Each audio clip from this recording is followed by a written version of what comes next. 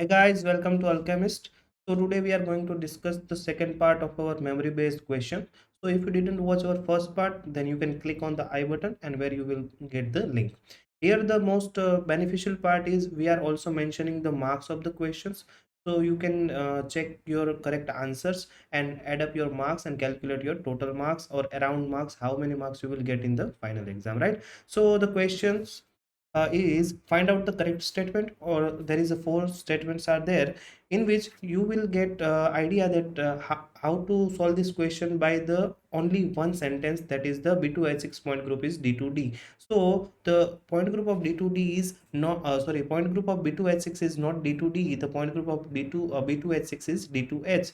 अगर ये एक सेंटेंस आपको पता है तो you can correct you can mark the correct answer, क्योंकि इसके अलावा के हर एक ऑप्शन को जो है आप एलिमिनेट कर सकते थे वहाँ पे, राइट। तो ये जो है ये आपका एक रॉन्ग जो है स्टेटमेंट हो जाएगा, ये बी सी एंड डी। तो reaction of B2H6 with NMa3 gives the NMa3 BH3, right. तो ये आपका क्या हो जाएगा, सिमेट्रिकल क्लीवेज कर देगा क्योंकि ये जो है वो आपका साइज में बड़ा है, right. Then addition of the ETO BF3, तो ये आपका फ्लोरीन जनरेटेड हो जाएगा और ये आपका BH4 के साथ रिएक्शन करेगा तो ये आपका B2H6 फॉर्मेशन करेगा, ये भी सही है। और all boranes are the diamagnetic, so it's diamagnetic, ये स्टेटमेंट भी आपका करेक्ट है। तो this is for the 2 marks। Then next question is what is the ground state for the CrNH3 6 time +3 and the transition of the 357 and around 455 nanometre वहाँ पे आपको दे दिया था। तो आपको सिर्फ क्या करना था कि क्रोमियम +3 के लिए आपको क्या निकालना था, ग्राउंड स्टेट निकालना था।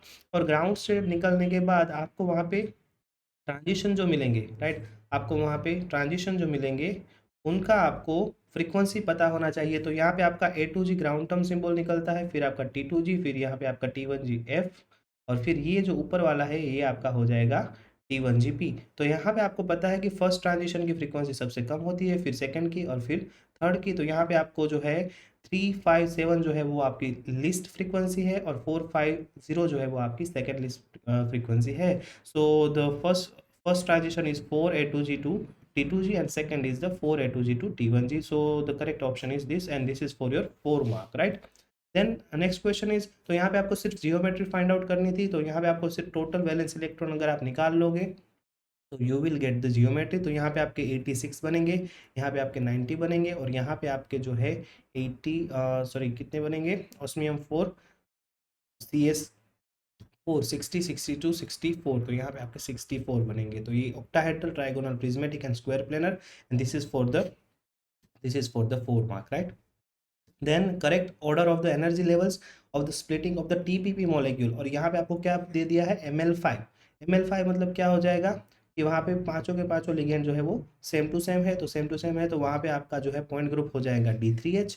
एंड TBP का स्प्लिटिंग क्या होता है, आपका TBP जो है उसका splitting DZ² is the highest in energy.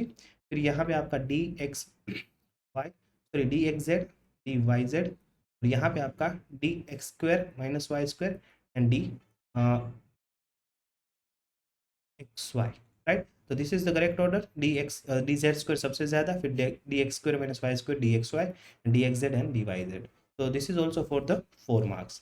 Then आपको क्या फाइंड आउट करना था, how many bridging sulphurs and cysteine units are present in the 3 iron ferredoxin. तो 3 आयरन फेरोडॉक्सिन जो है वो उनका स्ट्रक्चर जो है आपका ऐसे होता है और आप उसको रिप्रेजेंटेशन करोगे Fe3S4 से। तो यहाँ पे आपके 4 जो सल्फर है वो ब्रिजिंग में होंगे, 1 2 3 और 4, और आपके पास 3 सिस्टेन यूनिट होंगे, 1 2 और 3। तो 4 bridging sulphurs and 3 cysteine unit, that is the correct answer. And ये जो क्वेश्चन है उसके मार्क्स आप कमेंट कर सकते हो। Then next question, how many CO stretching bands are observe. तो यहाँ पे आपको एक्सेल और ये आपका इक्वेटोरियल है, right.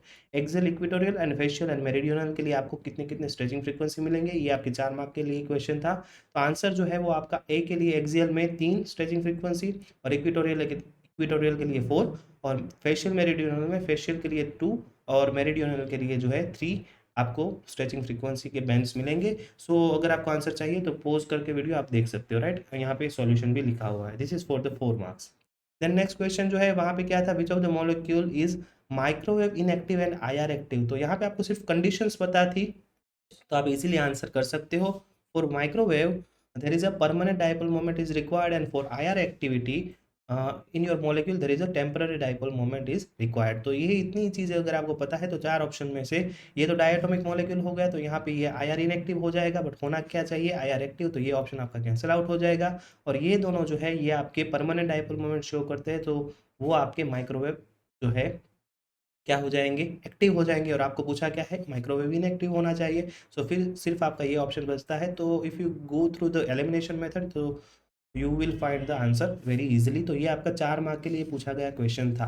The next next question is what is the total pi electron density of all carbon atom of trans butadiene. तो यहाँ पे आपका जो है आंसर आएगा 1:1:1:1। तो आप इस क्वेश्चन के मार्क्स जो है वो कमेंट कर सकते हो। Then for the gas decomposition rate is 10 millimole per second and 5 millimole per second, and 10% of gas is reacted, then what is the order of reaction। तो यहाँ पे आपको order of reaction find out करने वाला कोई question पूछा गया था, and this is for the 4 marks also। तो यहाँ पे आपका फाइनल आंसर जो है वो 1.7 जो है वो आपका order of reaction आ रहा था, ठीक है। then नेक्स्ट क्वेश्चन जो है वो क्या है, change in the volume and pressure is 0 and the yellow phosphorus is converted into the red phosphorus, which order phase transition is occurs। तो यहाँ पे भी आप जो है इसका आंसर आएगा सेकेंड ऑर्डर जो है ट्रांजिशन यहाँ पे आपको मिलेगा। और यहाँ पे ये जो क्वेश्चन है कितने मार्क्स का है वो आप कमेंट कर सकते हो। Then next question, if area occupied by the N2 molecule is 16 angstrom square, what is the total surface area occupied by the N2 molecule। so this question is maybe for the 4 marks। तो आप correct कर सकते हो comment section में बता के कि ये आपका क्वेश्चन है वो 4 मार्क का है या 2 मार्क का है। तो यहाँ पे आपका सही आंसर जो है वो 9.8 × 10⁵ आएगा, ठीक है। The next question, for the given reaction if the E cell value is 0.675 volt and the del E upon del T is equal to -6.5 × 10⁻⁻4 volt per Kelvin, then what is the enthalpy in kilojoule per mole। तो यहाँ पे आपको ये cell दिया है और उसके लिए आपको एंथैल्पी डेल्टा H की वैल्यू आपको फाइंड आउट करनी थी। और ये आपका क्वेश्चन जो है वो आपको 4 मार्क्स के लिए दिया गया था, और इसमें जो आंसर है that is around 170 kilojoule per मोल। अगर आपको इसका सॉल्यूशन चाहिए तो यहाँ पे डिटेल से सॉल्यूशन दिया है, अगर आपको सिर्फ ये फॉर्मूला पता है you can easily calculate the final solution, right. So you can pause the video and watch the solution. Then next question क्या है, तो आपको मोल फ्रैक्शन दे दिया है और उसके लिए मोलिकुलर वेट दे दिए थे, और आपको average molar mass, right, weight average molar mass जो है वो आपको फाइंड आउट करना था। तो if you know the final formula you can easily calculate the answer. तो ये भी आपका जो है 4 मार्क के लिए पूछा गया क्वेश्चन था, and the final answer is 50,000 ग्राम पर मोल। आपका आंसर अगर कैलकुलेट करोगे तो 48,000 के आसपास आएगा, और ये जो है वो आपका नज़दीक है 50,000 से, और बाकी सब जो ऑप्शंस थे वो दूर थे 40,000 और 60,000 ये सब, राइट। तो 50,000 जो है वो आपका करेक्ट ऑप्शन होगा, and this is for the 4 marks.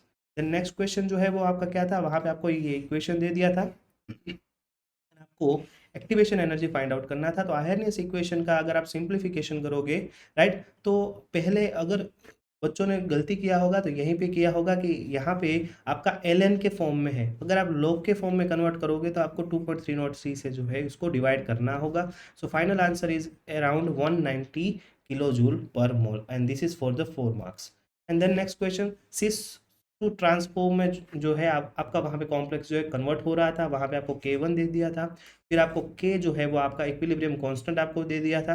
Then how much time require to completion of half of the reaction, ऐसा कुछ क्वेश्चन था वहाँ पे, and this is for the 4 marks. और यहाँ पे आपका जो सही आंसर है दैट इज 290 सेकेंड्स, राइट। और ये आपका क्वेश्चन जो है वो एप्टीट्यूड सेक्शन से है, अगर आपने किया है तो यहाँ पे आपका क्वेश्चन ये था कि ये जो यूजीसी CSIR है इसमें मुझे कितने ऑपरेशंस करने होंगे कि ये दोनों सी जो है वो एक दूसरे से दूर हो जाएंगे। तो उसके लिए मुझे एक सी को यहाँ पे और एक सी को यहाँ पे आने के लिए कितने ऑपरेशंस करने होंगे, ये क्वेश्चन में पूछा गया था। तो 25 is the right answer, and this is for the 2 marks. आपको पता ही है एप्टीट्यूड के क्वेश्चन तो 2 मार्क्स के होते हैं।